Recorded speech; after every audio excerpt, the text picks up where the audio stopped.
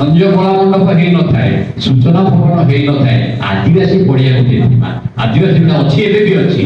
सेठी गोटे शैलेश्वर जानी ना मुझे जाने ना सेठी गोटे भंज जयंती होता 3 दिन धरिकी भंज जयंती हुए पिछंदचरण पट्टायक आसती आम सब स्कूल पिला आम सब जाऊ आदिवासी पड़िया भरपूर हो जाए आदिवासी पड़िया लोकल जगह आउ मंच ना सेठी हुए सेठी जिते बड़े विछंद वक्तृता दिखती समस्त रहस्य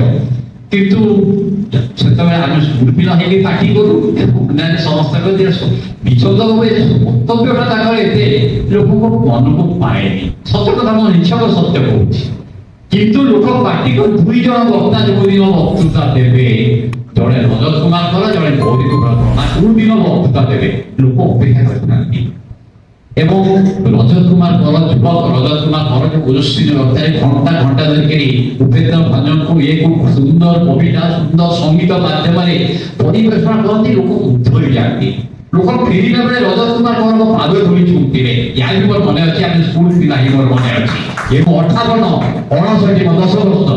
58 59 60 मसीहा कथा कहूँ तो रवीन्द्रनाथ गला 1961 लोकप्रिय जनप्रिय होते आप कल्पना करें यही अल्प दिन तले मृत्यु अटका बादीपाला मंच बोली गोटे कार्यक्रम बादीपाला मंच अरे होगी अन्य बादीपाला मंच सी आरंभ करते से बादीपाला मंच को मत ये व्याख्या जो समस्ते कर सारती बादीपाला हो जाए ये सुंदर भाव विश्लेषण करती गोटे गोटे मंतव्य दिखती लोक मुग्ध करे मत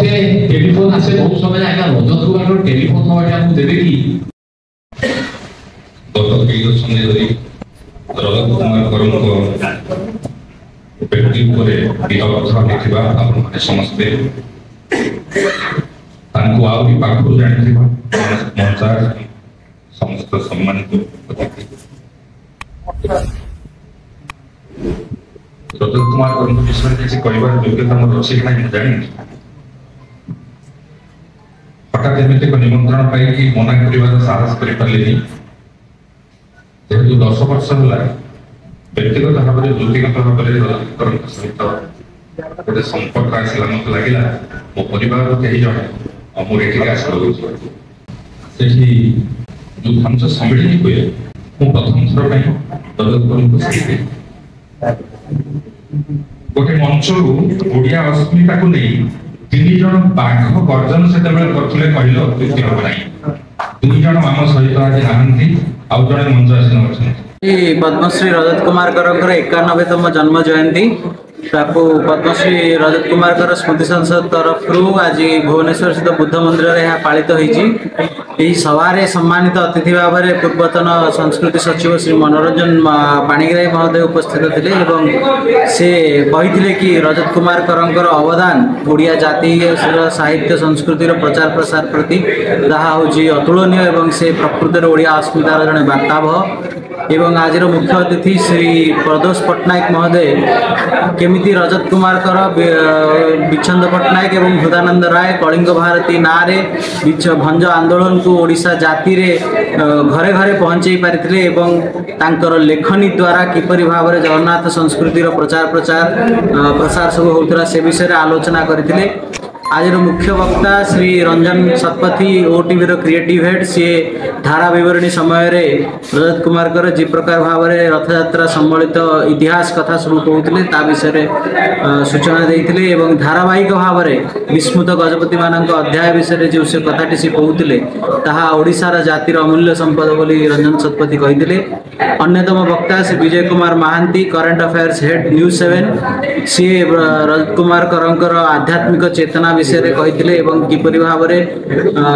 विशेष अनुभूति सब रही आध्यात्मिक यात्रा विशेषकर नियाली माधव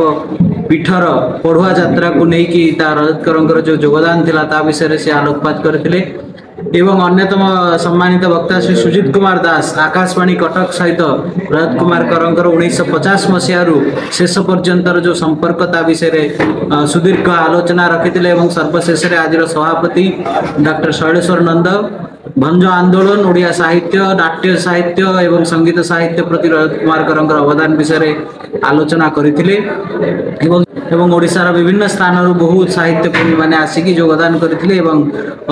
अनुष्ठान तरफ आयोजित यह कार्यक्रम रे रजत कुमार करंको निजर स्मृति अंजलि अर्पण करथिले। आज कि माने सम्मानित कराई रजत नहीं आज सम्मानित करा आज आलोचनार आज विषय वस्तु थिला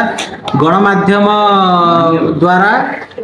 सामाजिक सांस्कृतिक एवं आध्यात्मिक चेतना जागरण रे रजत कुमार करंको भूमिका